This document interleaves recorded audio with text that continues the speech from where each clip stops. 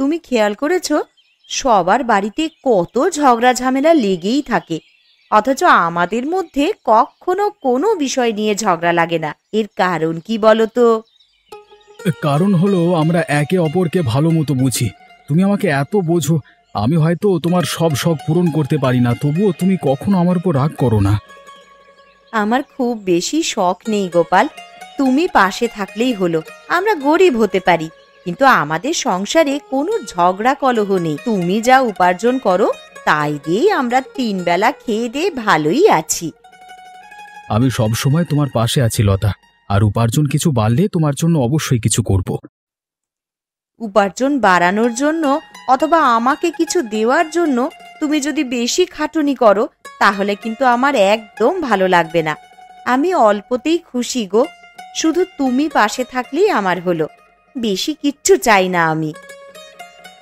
তুমি খুব ভালো লতা, আমি তোমাকে আমার জীবন সঙ্গী হিসেবে পেয়ে ধন্য গো। তবে এখন আমাকে কাজের জন্য বেরোতে হবে, আমি আসছি কেমন? সাবধানে যেও, আর বেশি রাত করো না। আমি অপেক্ষা করে থাকবো তোমার জন্য।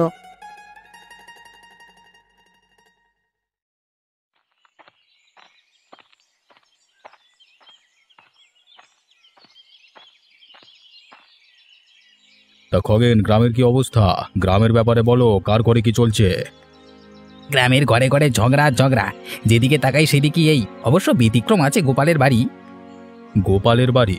কেন, তার বাড়িতে ঝগড়া হয় না কেন? না, গোপাল গরিব হতে পারে কিন্তু খুব বোঝে।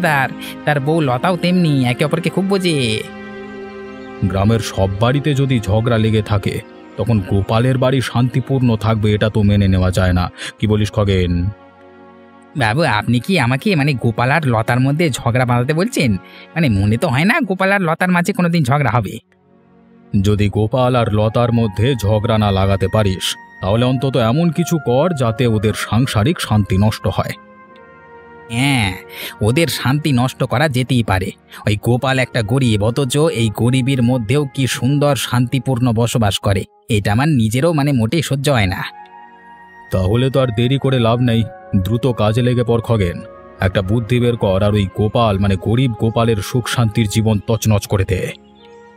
একদম অবিনাশবাবু, আপনি চিন্তা করবেন না। এমন কাজ করব যে গোপালের শুধু যে শান্তি নষ্ট হবে তা নয়, সাথে এ গ্রামেও থাকবার ইচ্ছে শেষ হয়ে যাবে।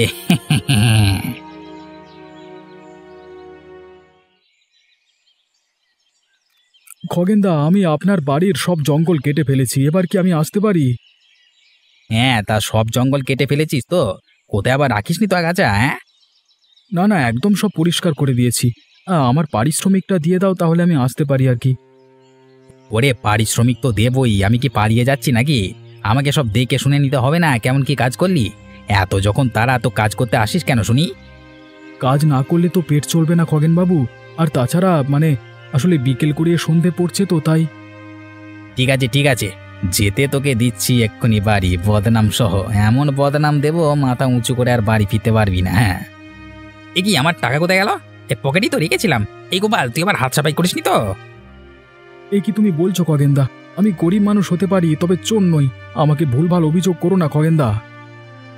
আমি ভুল অভিযোগ দিচ্ছি না, ঠিক অভিযোগই দিচ্ছি। তা এক্ষুনি জলের মতো পরিষ্কার হয়ে যাবে, আমি তো তল্লাশি নেব। এই তো আমার সব টাকা, কখন আমার পকেট থেকে বের করেছিস? হ্যাঁ শালা চোর! না না, আমি চুরি করিনি খগেনদা, কোথাও একটা ভুল হচ্ছে তোমার। আমি জানি না এই টাকা কিভাবে আমার জামার পকেটে এলো। তুই জানিস না? হ্যাঁ, কি করে তোর পকেটে এলো? বলি, টাকা কি উড়ে উড়ে তোর পকেটে গেল? শালা চোর, এক্ষুনি আমার বাড়ি থেকে বেরো বেরো, নাহলে কি কি চুরি করবি জানি না বাবা। বেরো কেন, দূর হ। খগেনদা, বিশ্বাস করো, আমি চুরি করিনি, আমি চোর না। আমি নিজেও বুঝতে পারছি না এই টাকাগুলো কোত্থেকে আমার কাছে এলো।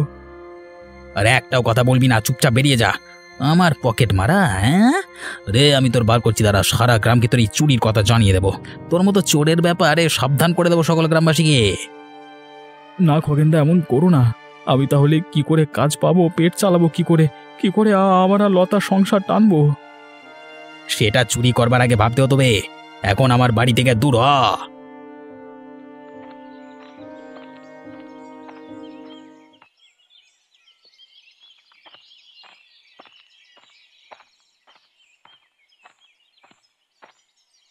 কি গো, আজ এত দেরি হলো ফিরতে? মুখটা এমন শুকিয়ে আছে কেন? কি হয়েছে? আমি নিজেও বুঝতে পারছি না কোথা থেকে কি হয়ে গেল। আমি খগেনদার বাড়ি জঙ্গল কাটতে গেছিলাম। তো সেখানে এমন কি হলো? আমার খুব চিন্তা হচ্ছে, তাড়াতাড়ি বলো। আমি কাজ শেষ করে যখন আমার পারিশ্রমিক চাই, তখন খগেনদা তার পকেটে টাকা খুঁজে না পেয়ে আমার আমার জামায় তল্লাশি করে। ও কি, খগেনদা তোমাকে চোর বদনাম দিল? আমি জানি তুমি পরিশ্রমী, সৎ, তুমি কখনো চুরি করতে পারো না। আমি জানি না কি করে খগেনদার টাকা আমার পকেটে এসে গেল। খগেনদা আমাকে যে শুধু চোর সাব্যস্ত করলো তাই না, সাথে গ্রামে এটা রটিয়ে দিল। এখন না আমি কোথাও কাজ পাবো, না মুখ তুলে বাঁচতে পারবো এই গ্রামে। তা তোমার পকেটে টাকা গেল কি করে? খগেনদা ইচ্ছে করে তোমাকে ফাঁসায়নি তো? জানি না, কিন্তু যা বদনাম রটিয়েছে তাতে আর এই গ্রামে আমাদের থাকা হবে না। তাহলে এখন আমরা কোথায় যাব? কি করব গোপাল? জঙ্গলে গিয়ে থাকতে হবে, সেখানেই আমরা নিজের মতো ভালো থাকতে পারবো। লতা, তুমি যাবে তো আমার সাথে? হ্যাঁ গোপাল, তুমি যেখানে যাবে আমিও তোমার সাথেই সেখানে যাব। জঙ্গলেই আমরা নিজের মতন করে ভালো থাকব।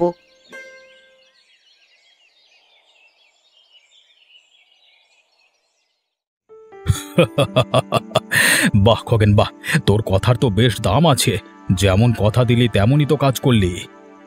এই যে আপনি আমাকে দেখেন, এই জন্যই তো আমি আপনার কথা মতো সব কাজ করি। তুই যেভাবে গোপালকে অপদস্থ করে শান্তি নষ্ট করলি তাতে আমি বুঝে গেছি তোকে আমি আমার বাম হাত বানিয়ে কোনো ভুল করিনি। অবিনাশ বাবু, আপনি নিশ্চিত থাকুন, আমি কখনো আপনাকে নিরাশ করব না। তা খগেন, সুরাপান তো অনেক হলো, এবার একা একা বাড়ি ফিরতে পারবে তো? আরে হ্যাঁ হ্যাঁ, সেই কোন বয়স থেকে আপনার সাথে সুরাপান করছি, আমি ঠিক বাড়ি চলে যেতে পারবো।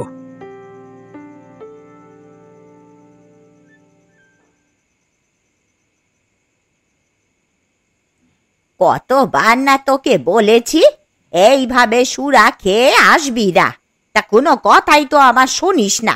বলি রোজ সুরা খাওয়া কি ভালো? শরীর খারাপ হয় জানিস না? এই বুড়ি, বেশি কথা বলবে না।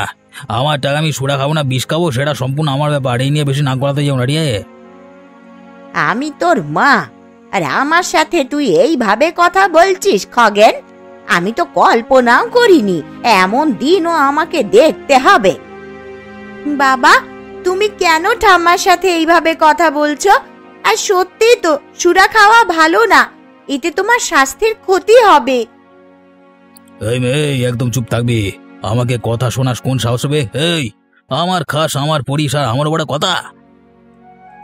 তা কি খারাপ বলেছি বলতো?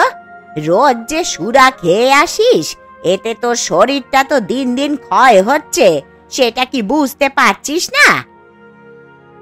অনেক কথা শুনেছি, রোজ রোজ অশান্তি আর ভাল লাগে না।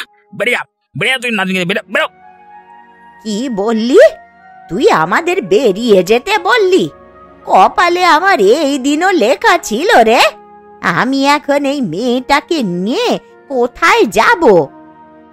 এই, আমি অত শত জানি না, চুপচাপ যেটা বললাম সেটা কর। আমি তোদের সাথে চুপ থাকতে পারবো না, আমার অসুবিধা হয়। এটা আমার বাড়ি, এখানে আমি যা খুশি করবো, যাকে খুশি তাকে রাখবো, যাকে ভালো লাগবে না তাকে বের করে দেবো। বেরিয়ে যা, বেরিয়া। না বাবা, এমন করো না। আমাদের এত রাতে বের করে দিলে আমরা কোথায় যাব?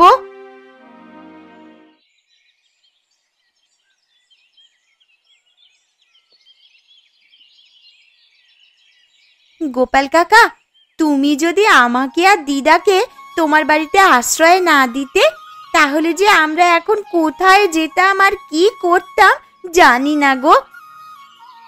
সত্যি, পূজা ঠিকই বলেছে। আমার নিজের ছেলেই তো আমাকে তাড়িয়ে দিল। সে সুরা পানে এতই মগ্ন যে নিজের মা আর মেয়ের ওপরেও কোনো মায়া করল না। রাত্রিবেলা এইভাবে কেউ নিজের মা মেয়েকে ঘর ছাড়া করতে পারে? আমি তো কল্পনাও করতে পারি না। খগেন তো আমাকেও মিথ্যে চোরের অপবাদ দিয়ে গ্রাম ছাড়া করলো। তারপর আমি আর লতা এসে এই জঙ্গলে বসবাস শুরু করলাম। আমার ছেলে তোর সাথে এত অন্যায় করা সত্ত্বেও তুই আমাকে আর পূজাকে তোর কাছে আশ্রয় দিলি। দেখবি তোর খুব ভালো হবে। আর আমি খগেনের মা হয়েই বলছি, ও একদিন ঠিক ওর পাপের শাস্তি পাবে। খগেনকে তোর আর আমার কাছে একদিন ফিরতেই হবে। সত্যি কথা বলতে আমি কোনো প্রতিশোধ কামনা করিনি। আমি খালি শান্তিপূর্ণভাবে বাঁচতে চাই, যা এখন এই জঙ্গলে করতে পারছি আমি।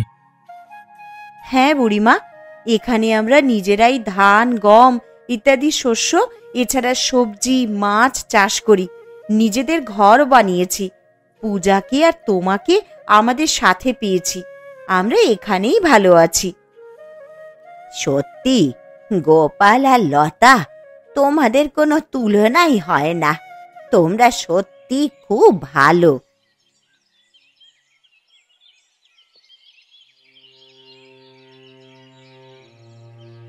ডাক্তারবাবু, আমার পেটে খুব জ্বালা করছে, দেখে কি বুঝলেন কি হয়েছে আমার? তোমার পেটের ভেতর একটা মারাত্মক রোগ হয়েছে, তাই এত জ্বালা। কেন আমার পেটে এই রোগ হলো বলুন তো? কি করে সারবে এই রোগ? অতিরিক্ত সুরাপানের জন্যই রোগ হয়েছে তোমার। এই রোগ সারানো যায় না। তোমার হাতে খুব বেশি দিন নাই খগেন।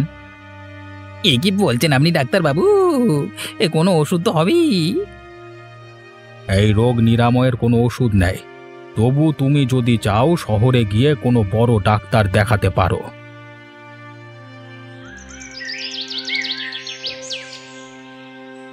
কি হয়েছে তোর খগেন?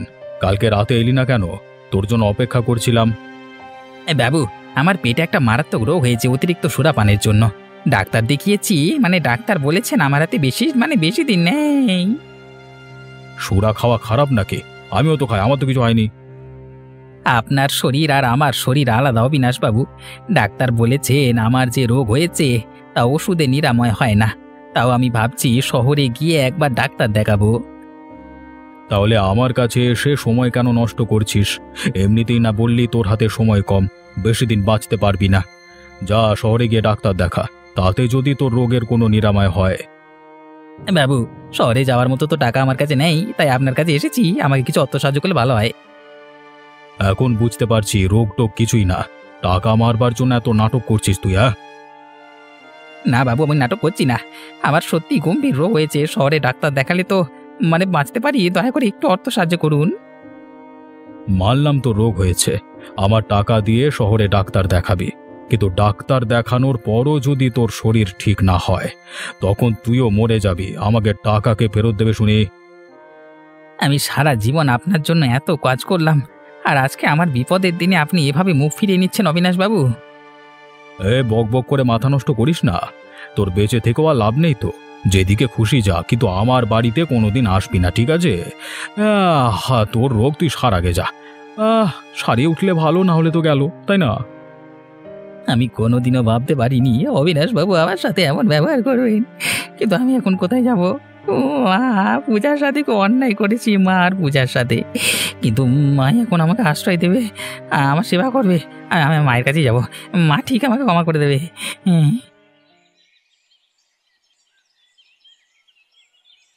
এতদিন পর মায়ের কথা মনে পড়লো তোর খগেন? কেন এসেছিস এখানে? আমরা এই জঙ্গলে আছি, এটাও কি তোর সহ্য হচ্ছে না? না মা, আমার খুব ভুলে গেছি। তোমাকে পূজাকে ঘর থেকে বের করে দিয়ে শাস্তি এখন আমি পাচ্ছি। শাস্তি পাচ্ছিস? কি হয়েছে তোর? আমাকে বল, চুপ করে গেলি কেন? তুমি তুমি তুমি পূজা আমাকে কত বারণ করতে সুরা খেতে। সেই বাধা দেওয়ার সত্ত্বেও আমি অবিনাশবাবুর সাথে সুরা খেতাম। এই সুরা খাওয়ার জন্য আমার পেটে মারাত্মক রোগ হয়েছে মা। এমন রোগ যা কোনো ওষুধ সারাতে পারবে না, কোনো ওষুধ সারাতে পারবে না। এ কি বলছিস বাবা? দেখ, এই জন্যেই আমি তোকে সুরা খেতে মানা করতাম। দেখলি তো কি হলো? আমার হাতে বেশি দিন নাই মা, আমি আর বেশি দিন বাঁচবো না। যে কটা দিন আছে আমি তোমার সাথে থাকতে চাই মা। না না, এ কেমন কথা? তোর কিচ্ছু হবে না। এই জঙ্গলে বিভিন্ন রকমের ঔষধি গাছ গাছড়া আর শাক পাতা আছে। সেইগুলো নিয়ম মতন খেলেই তুই ঠিক হয়ে যাবি বাবা। আমি তোর সেবা করে তোকে সুস্থ করে তুলবো, দেখিস। যে অবিনাশ বাবুর জন্য এতদিন অন্যায় কাজ করলাম, সেই আজকে আমার বিপদের দিনে আমাকে দূর করে দিল।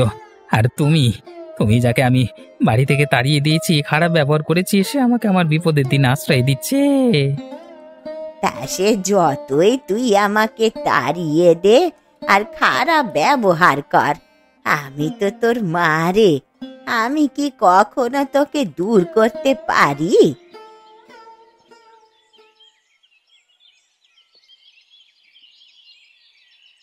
কি খগেন, বুড়িমার সেবায় তো তুই একদম সুস্থ হয়ে গেছিস। বুড়িমার হাতে জাদু আছে বলতে হবে। হ্যাঁ রে গোপাল, মায়ের হাতে সত্যিই জাদু আছে। যেখানে ডাক্তার বলেছিল এ রোগের নিরাময় হয় না, সেটা মা জঙ্গলের গাছগাছালি দিয়ে নিরাময় করে দিল বল। যা হয় ভালোর জন্য হয়, বুঝলি? আরে এই রোগ না হলে তুই কোনোদিনও বুড়িমার কদর বুঝতে পারতিস না। তা তুই আমার উপর রাগ পুষে রাখিসনি তো রে। আমি কিন্তু সত্যি খুব দুঃখিত আমার আগের কাজের জন্য। আমি যা করেছিলাম ওই অবিনাশবাবুর কথা মতো করেছিলাম। তুই নিজের ভুল বুঝতে পেরে এখন আমাদের সাথে ভালো আছিস, এতেই আমার শান্তি। আমরা জঙ্গলে ভালো আছি, কিন্তু গ্রামটা তো আমাদের। এ অবিনাশবাবুর জন্য আমরা এমন ঘর ছাড়া। অবিনাশবাবুকে এর শিক্ষা দিতেই হবে। আমরা তো এখানে ভালোই আছি, আবার অবিনাশবাবুর সাথে ঝামেলা করে কি লাভ? না গোপাল, অবিনাশবাবুকে তার খারাপ কাজের শাস্তি পেতেই হবে। তুই কি করবার কথা ভেবেছিস বলতো? আমরা সবাই আবার গ্রামে ফিরে যাব। অবিনাশবাবু যদি আমাদের গ্রাম থেকে তাড়াতে চায় তো আমরা তাকেই গ্রাম থেকে বের করে দেব। আমি কখনোই কারো ক্ষতি করতে চাই না, তবে অবিনাশবাবু তোর আর আমার সাথে যা করেছে তার শাস্তি ওনাকে দিতেই হবে। তাহলে তৈরি হয় নে, কালকে সকালেই আমরা আবার আমাদের গ্রামে ফিরে যাব এবং অবিনাশবাবুকে জব্দ করব।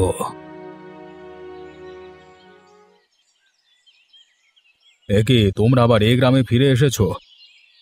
আর খগেন, তুই না বলেছিলিস তোর কি রোগ হয়েছে পেটে? তুই তো একদম সুস্থই আছিস। আমার মা আমাকে সুস্থ করে তুলেছে, আর এখন আমি সুরা খাওয়া একদম ছেড়ে দিয়েছি। তা ভালো কথা, কিন্তু এতদিন কোথায় ছিলে সবাই? আর এতদিন পর ফিরেও বা এলে কেন? এতদিন আমরা জঙ্গলে ছিলাম, আর এতদিন পর আমরা আবার ফিরে এসেছি আপনাকে এই গ্রাম থেকে দূর করতে। কি, তোর সাহস তো কম না গোপাল? তুই কি ভুলে গেছিস তুই কার সাথে কিভাবে কথা বলছিস? গোপাল কোনো ভুল কথা বলেনি। তোমাকে এই গ্রামের মোড়ল কে বানিয়েছে সেটা কি ভুলে গেছো? আপনাকে আমরা এই গ্রামের মোড়ল বানিয়েছিলাম, কিন্তু আপনি আমাদের জন্য আর এই গ্রামের জন্য কি করলেন? আমাদের একে অপরের বিরুদ্ধে উস্কে একে অপরের শত্রু বানিয়ে দিলেন। আপনার কথা মতো চলে আমি মরতে বসেছিলাম। আপনার এই গ্রামের মোড়ল হওয়ার কোনো যোগ্যতাই নেই, তাই আমরা গ্রামবাসী আপনাকে আজকে এই গ্রাম থেকে বের করে দেব। না না, এমন করো না। আমি আমার করা সব ভুল বুঝতে পেরেছি। আমাকে এই শেষবারের মতো ক্ষমা করে দাও। কখন আমি কারো বিরুদ্ধে উস্কাবো না। বিপদে পাশে দাঁড়াবো, সাহায্য করব। আমি বুঝতে পারছি আমার মোড়ল হওয়ার যোগ্যতা নেই। আমাকে দয়া করে গ্রাম থেকে বের করে দিও না। আপনি নিজের ভুল বুঝতে পেরেছেন, এতে আমরা খুশি। আপনি আমাদের গ্রামের মোড়ল থাকবেন, আমাদের গ্রামবাসীকে নিজের পরিবারের মতো আগলে রাখবেন, ঠিক আছে? ধন্যবাদ গোপাল, তুমি আমাকে ক্ষমা করলে। তোমরা সবাই আমাকে ক্ষমা করে দাও। আমার আগের কাজের জন্য আমি তোমাদের কথা দিচ্ছি, আমি গ্রামের বিকাশের উন্নতির কাজ করব। তোমাদের নিজের পরিবার মানব। আপনাকে শিক্ষা দেওয়াই আমাদের প্রধান উদ্দেশ্য ছিল। আপনি আপনার দোষ স্বীকার করে ক্ষমা চেয়েছেন, তাতেই আমরা খুশি। আমরা এবার সবাই একসাথে আনন্দে থাকব।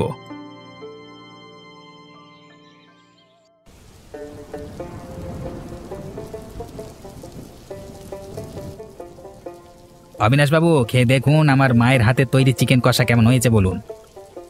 খেলাম তো, অসাধারণ। আমি আমার ভাষা হারিয়ে ফেলেছি। কতদিন পর আমরা সবাই একসাথে, খুব ভালো লাগছে। আমরা যেন সব সময় এমনই একসাথে থাকতে পারি।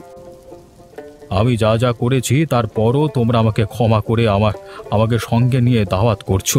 গ্রাম ছাড়া করনি, সত্যি তোমাদের মন অনেক বড়। অবিনাশবাবু, আর পুরনো কথা ভেবে মন খারাপ করবেন না। এখন খাবারগুলো স্বাদ নিন মন ভরে, বুঝলেন? হ্যাঁ, ঠিক বলেছ গোপাল। আমি এই গ্রামের মোড়ল হিসেবে আজকে গর্ববোধ করছি। তোমাদের মতো ভালো মানুষ আমার গ্রামে থাকে। আচ্ছা, অনেক কথা হয়েছে, এইবার সবাই মন দিয়ে খাবারগুলো খাও।